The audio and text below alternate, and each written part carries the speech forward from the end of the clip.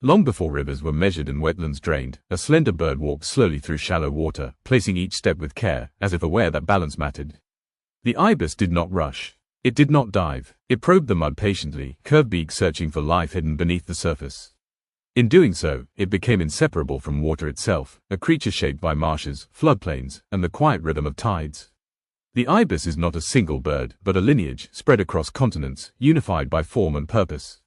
Wherever shallow water exists, from African wetlands to Asian rice fields, from South American marshes to coastal estuaries, the ibis appears, tall, deliberate, unmistakable. Its long legs lift its body above the waterline. Its neck curves gently forward. And its beak, long and downturned, acts as both tool and signature, designed not for force, but for precision. Evolution guided the ibis towards specialization early. Its feeding strategy relies on touch rather than sight. As it sweeps its beak through soft sediment, sensitive receptors detect movement beneath the mud.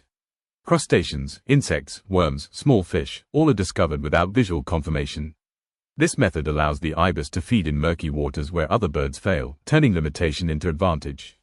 It is an ancient solution to an ancient problem. Physically, the ibis carries an elegance that feels intentional. Feathers are often white, pale, or darkly iridescent, reflecting sunlight in subtle ways. Wings stretch wide, allowing slow, energy-efficient flight over long distances. When flocks rise together, they form shifting lines against the sky, each bird maintaining spacing without collision, guided by instinct refined over generations. Socially, the ibis exists in a balance between independence and community. It feeds alone or in small groups, yet nests in large colonies, sometimes numbering in the thousands.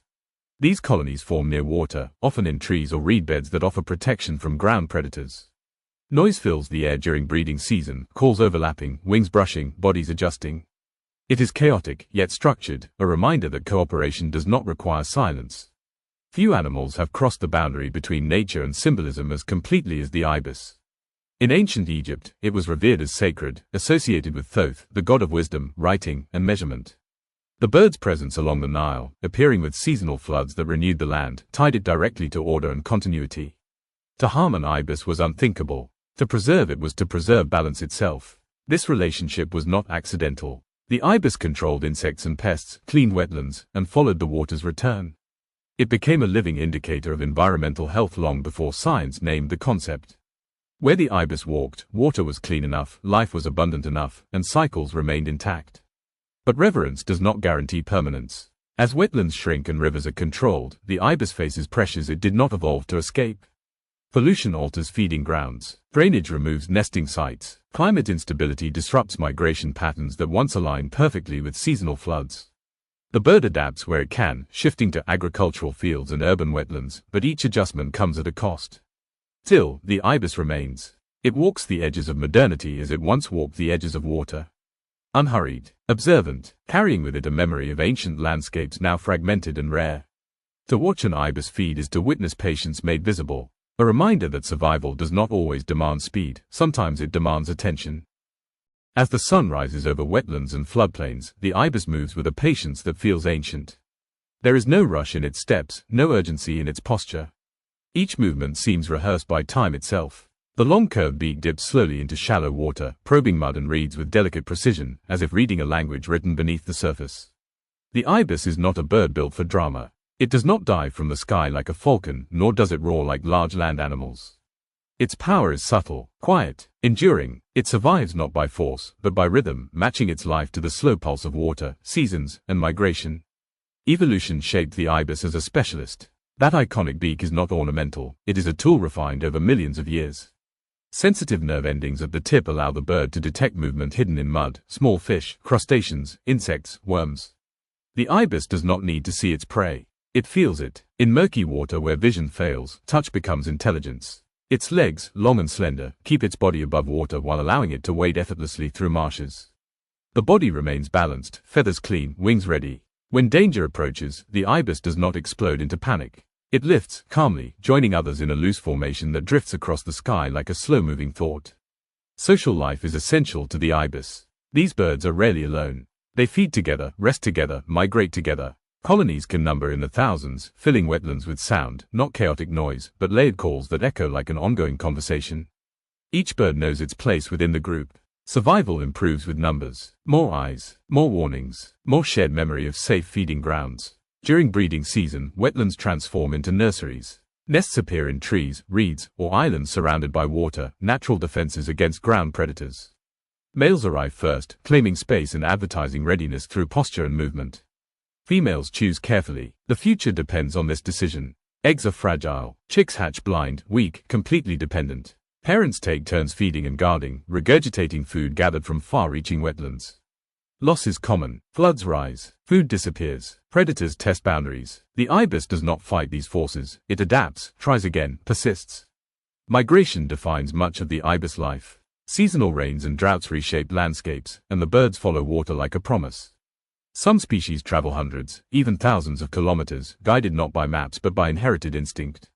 Routes remembered across generations. Wetlands used by ancestors centuries before. But this ancient rhythm is breaking. Wetlands vanish under concrete. Rivers are redirected. Pollution poisons shallow waters. The ibis, once a symbol of abundance, now often becomes a warning sign. When ibises disappear, ecosystems are already failing. Their presence signals balance. Their absence signals collapse. Still, the ibis endures. In city outskirts, agricultural fields, protected reserves, it adjusts, cautiously. It learns new feeding patterns. New dangers. New silence. This bird has watched civilizations rise and fall. It stood beside ancient temples, walked sacred grounds, and fed in floodplains that no longer exist. The modern world is simply another phase, louder, faster, more dangerous. The ibis does not complain. It adapts, or it fades, and in that quiet choice lies the story of nature itself. Long before modern science tried to measure the ibis, humans were already watching it with reverence. In ancient Egypt, this bird was not merely observed, it was elevated. The ibis became the living symbol of Thoth, the god of wisdom, writing, measurement, and time itself. To see an ibis walking along the Nile was to see order moving through chaos. This was no coincidence. The annual flooding of the Nile brought life, and the ibis arrived with it. Where the bird fed, fertility followed. Crops grew, fish multiplied. The ibis became a clock made of feathers, signaling renewal. Humans, desperate to understand the rhythms of the world, projected meaning onto its calm presence. In truth, the bird was simply following water. But water, to humans, was everything. Mummified ibises filled temples by the thousands, offered as prayers, as hopes, as bargains with the unknown.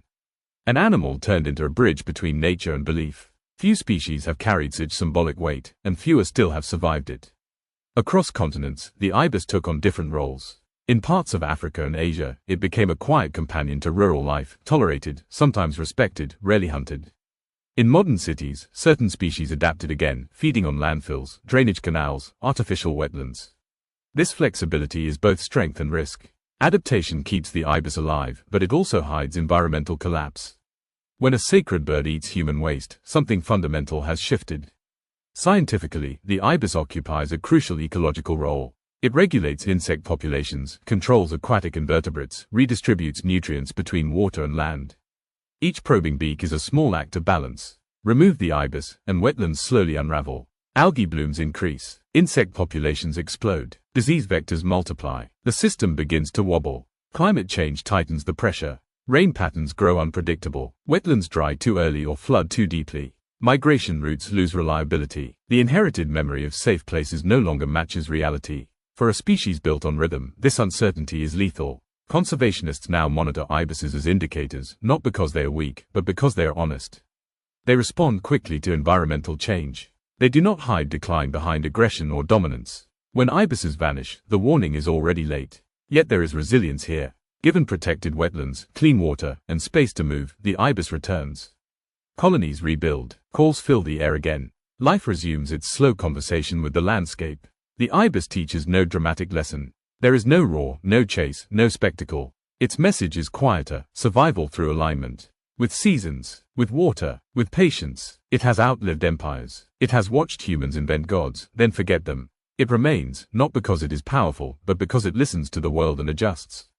In the end, the ibis is not a symbol of wisdom because humans named it so. It is wise because it knows when to move, when to wait, and when silence is the correct response. And in a world that grows louder every day, that kind of intelligence may be the rarest survival trait of all.